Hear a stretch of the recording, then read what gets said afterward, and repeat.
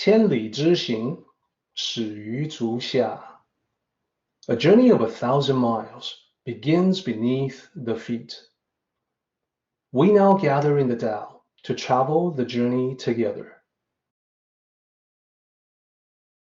Welcome to Tao Talks with Derek Lin, where we take a deep dive into the Daodejing by Lao Zi.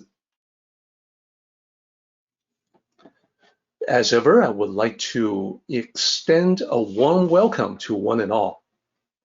Thank you for joining us.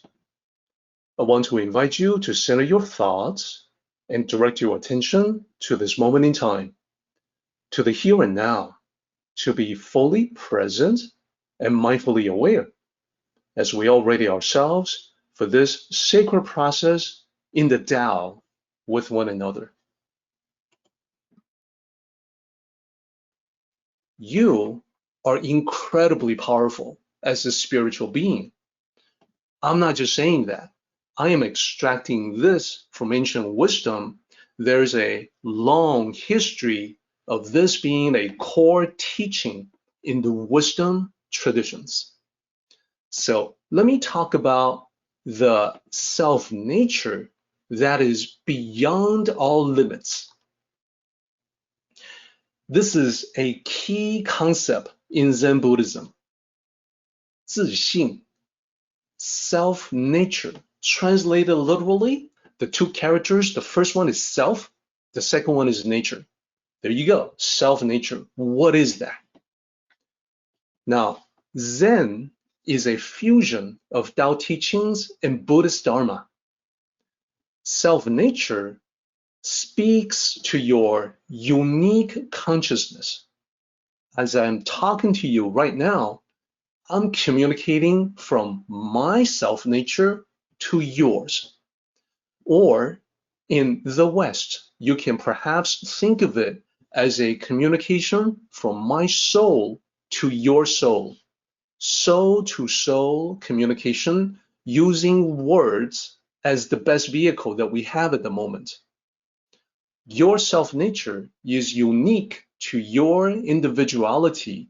It is the core essence of your being.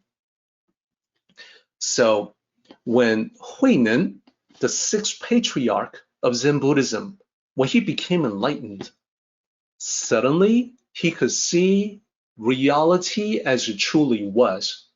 And the term in Buddhism is complete reality. He could see, perceive the self-nature and the great spiritual truth about the self-nature.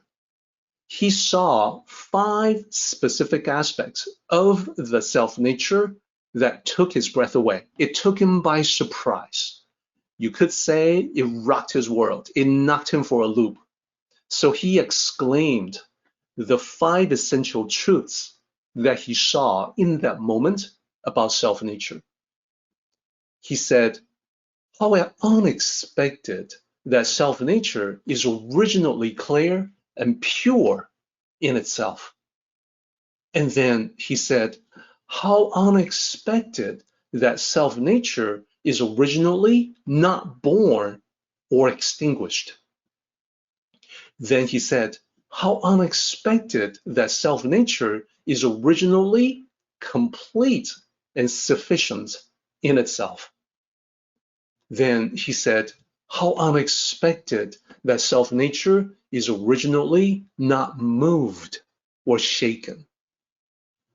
And finally, he said, how unexpected that self-nature is able to produce all dharmas. And this, as I said, was the sixth patriarch, Huineng. Let me pull up a symbol for what he said, a symbol for self-nature, and then explain a little bit further what he meant. And this is especially important. This is especially something to pay close attention to. First, why is the lotus flower growing out of a pond the symbol for self-nature? Well, it is because the mud at the bottom of the pond is a metaphor for the material world, the dirt. at the bottom of the pond. The scum, that's the material world. So when self-nature, you, me, the soul, is coming into this world, it is like the lotus flower growing from the bottom of the pond to blossom, as you see in the symbol there. The lotus flower is pure, clear and pure, representing the clear and pure nature of your self-nature. That originally it is absolutely untainted. It is the material world that when you spend too much time in it, that can result from you taking on aspects of the material world, but then you can clean off the mud. That's a spiritual cleansing. So there's nothing wrong with you. There's a kind of original perfection in the clarity and purity of the self-nature. You just have to do the work to take out, to reduce the influence, the tainting of the mud. So I hope that's clear. And growing out of the pond is another great example for what happens when the self-nature, your original essence, is coming into the material world again and again. So that is the second surprise. Your physical body was born.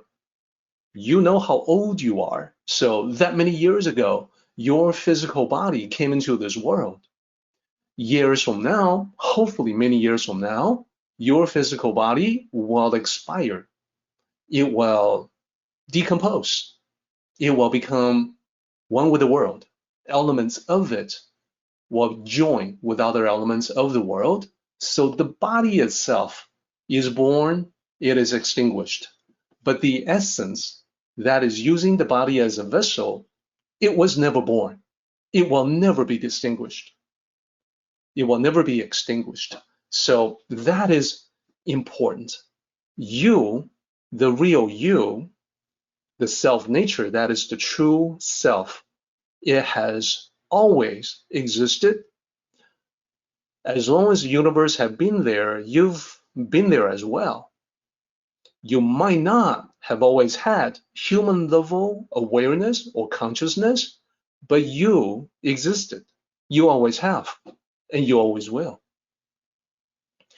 So when the physical body goes away, you continue on to blossom again as yet another lotus flower. When we come into this world, we are born naked. We have nothing. We know nothing. We don't even have our memories of the previous existence. And yet, as you were born, you have everything you need for this lifetime.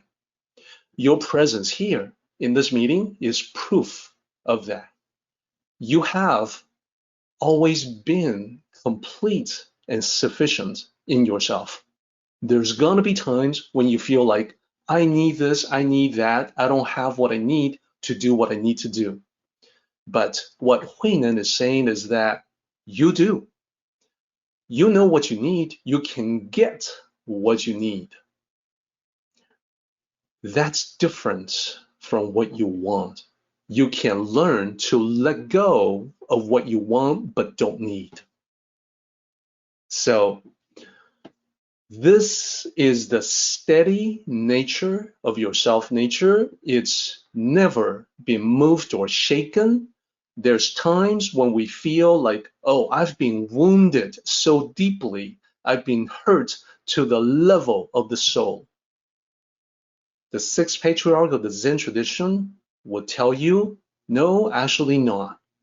Nothing can harm your immortal soul, your self-nature. It is your perception in the here and now that can be misled into believing that. In reality, your original self, your true self, not harmed, not moved, not shaken. It is still there. It is still there behind the pain, behind the suffering. It is learning. It is getting ready for the next phase. And it can do anything. That is what is meant by producing all dharmas. So think about this one last point. Look at the lotus flower.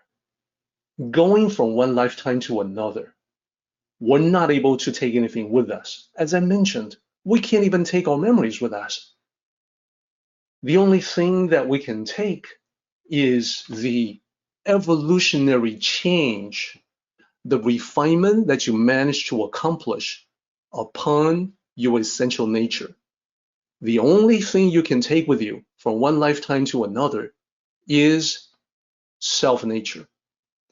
Therefore, you want to refine self-nature as the ultimate accomplishment. It is the thing that lasts. It is the eternal. So, for instance, if your nature started out being violent due to the need to fight for survival, but in the course of a lifetime, you learn the value of harmony, so you transform yourself into a being of peace, no longer violent. You can be capable of violence, but you are not a violent person. That is actually a meaningful victory. If it is a true permanent change, it means from that point on, to all of eternity, you carry the peace with you as part of you because it is you. This will be the most meaningful victory of all. So, upon hearing all this, if you would like to learn more about self-nature, I would refer you to chapter 8 in the Tao of Tranquility. There are other aspects of it that we don't have time to talk about or describe in full right now, but you can read all about it in the Tao of Tranquility or listen to it as an audiobook.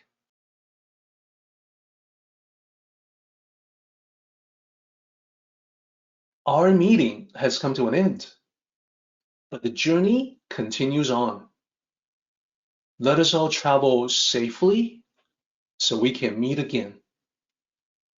Until next time, may the Tao fill you with peace and happiness.